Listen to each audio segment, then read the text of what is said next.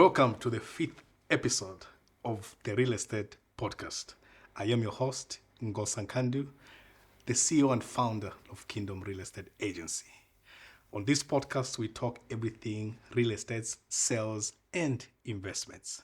Today, I am honored to host one of the remarkable women in our nation, in our industry, Mumeka Wright. Thank you so Welcome. much. Thank you so much for having me. I'm happy to be part of the new arrangement, I guess. Awesome. So thank you so much for No, that. we are actually grateful that you honored our invitation. Thank you. Yeah. So getting into the meat of it, who is Mumeka? I think for me, the best way to describe myself is really a Zambian entrepreneur. I'm an entrepreneur who has worked in different sectors. Sure. I've worked in the agriculture sector. I've worked in manufacturing as well. And then now I'm working in real estate, or what I prefer to call property development. Sure. So I'm a business person, basically. What caused you to do the switch? Because you've done almost everything. Everything. So I think the switch, it's, responding to market trends. Awesome. In general. And agriculture was interesting, but it's a hard business. Sure. So by virtue of the fact that we're in the agriculture sector, we found ourselves with some good tracts of land. Awesome. And then decided to make a decision think about how one can add value to what is existing based on the trends of property. So it's really reading the market and finding out what people need when they need it and trying to work to supply it. That's business. Awesome. So from that thought, I would then say that's how McKinney Heights was backed. Exactly, because McKinney Heights, actually, where McKinney Heights was actually a farmland. Awesome. And we were farming there, and in some parts we are still farming. Sure. So the idea was one looks and sees there seems to be a shortage of good accommodation. Sure. As the city is spreading out, McKinney is becoming closer and closer to the CBD compared to before. And then the government has been doing a good job in putting in infrastructure, the road network. So what used to be dusty road is no longer dust, it's now tar. So one looks and says, you know what, one can be able to add value and see if one can actually initially develop houses for sale. Okay. So that was the initial plan. The initial plan was houses for sale. Awesome. And for rent.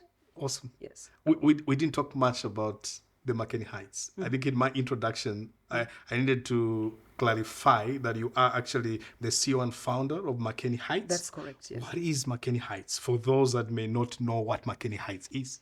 That's fine. No, McKinney Heights is basically a housing project. The main emphasis is providing serviced plots in a gated community in McKinney. Okay. So that's what we're doing in a nutshell. It's serviced plots. Serviced plots. What's the difference with the normal plots, with your serviced plots? Okay, so in our case, when we say service, I tell my clients we mean serviced. Okay. What that means is each and every plot has water already. Okay. Yes. Awesome. So we have a water point. So when you come to my place, we will open the water point. You'll see. So each plot has water. The other thing that we have done is that we have also reticulated the sewer treatment, the sewer system. Sure. So you don't have to do. So I tell people we're eliminating borehole, septic, soak away, as well as poles, because we have also reticulated the power. Sure. And we have also done the fifth thing we've also done the roads. Awesome. Good all-weather gravel roads. So in future, I'm just now trying to think like your client. In future, are there going to be any unforeseen costs? Because if you are actually providing water, you've done the roads, the sewer system is already connected. Are there going to be any service charges slapped on the... Yes, there is a service charge. So what we have done is that we have actually set up a homeowners association. Awesome. Sure. So the homeowners association, a fee will be set and people will be required to pay. Sure. What happens is they need to be able to cover maybe garbage collection, security, maybe basic lighting. Sure. And then on top of that, each and every house obviously has to pay for their own water and their own power. Okay. So those are the additional costs to maintain, a good gated community like ours. We'll go on a short break as we continue our discussion with Mumeka Wright.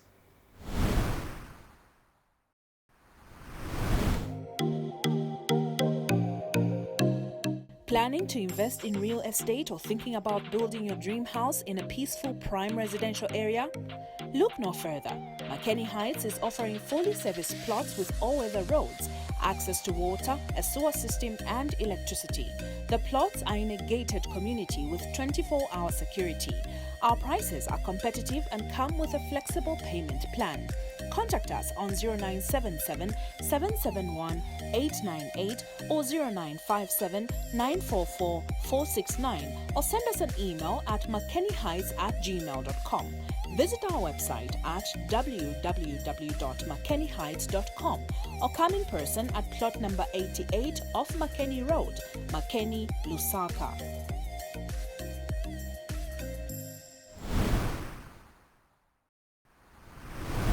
I would want just to ask one question in that regard. I've dealt with quite a lot of such developments. I think one of which is Foxdale Residential and other residentials where it's like your setup. The challenge we found is there's an issue of water, especially if you are dependent on the Lusaka water and sewerage. You'd find that there are those timetables that come into play. So you'd find that possibly depending on which side you're on, if you're on the lower end or you are on the higher end, you'd find that water cannot reach you. Is that going to be the case with you? In our case, no, because what we did is that we actually worked closely with Lusaka Water and Sewage to come up with a design for the water and sewage ahead of time. So literally before anything was done, we interacted with the colleagues at Lusaka Water and Sewage. And what we have is that the setup we have there is specifically for the complex. Awesome. So we had to put in the infrastructure that Lusaka and Water and Sewage in conjunction with us will run. Awesome. So my sewer treatment plant is specifically dedicated for the members in the community. Awesome. So it has nothing to do with people outside. It's a gated, closed community. Sure. So the services are for those in that community. Awesome. Are you at any point going to leave everything in the hands of the homeowners? Because we've seen that, in my opinion, you'd find that if a landlord like you, after everything is sold, and then you leave everything into the homeowners association, you'd find that certain services begin to be compromised because you'd find either tenants or landlords themselves are not able to contribute or pay that service fee. You'd creating an issue, let's say, because somebody has not paid their service fee. Maybe water is not provided, or maybe a sewer system is not done accordingly. So my point is, are you going to completely abandon in case everything is sold out and leave it in the hands of the homeowners, or you actually work with them throughout the whole journey? So what we're going to do, we're actually going to work with them and walk with them. Awesome. And what I've done in my personal capacity, because I'm so in love with what I'm doing, I'm actually a client myself. Awesome. So I also have property there myself. Awesome. And so I, plan to be part and parcel of what is going on specifically for those reasons. Awesome. So to make sure that things are well done and well coordinated. So I myself, at some point, will most likely also be a homeowner like everyone else, and be able to, facilitate and make sure that things are done, good standards.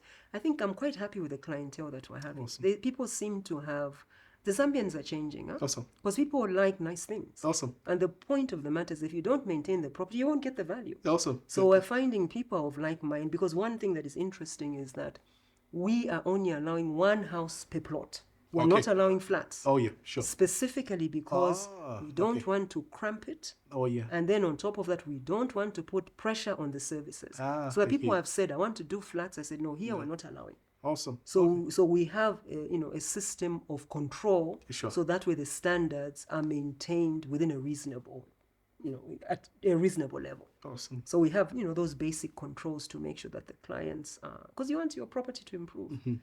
Because if we have to get used to doing things properly. Awesome. Not half and half baked. Yeah, we need to move with the times. These are modern times. South Africa, our colleagues have watch TV. Sure. So South Africa is doing a good job. So we need to also emulate. Awesome. So that way we also move forward. Sure. In our attitude towards these things. We have to pay for services. Nothing gets done. Awesome. You have to pay for. There's nothing for free. Maybe only the air we're breathing. Yeah, that's it. That's true. next time on the Real Estate Podcast. Real estate agents, I think really my experience has been fair, because what I've done is I'm very picky in terms of who I work with. Sure. So I can honestly say that I've identified maybe up to 5 people, real estate agents that I'm happy with, and those are the ones I'm working with.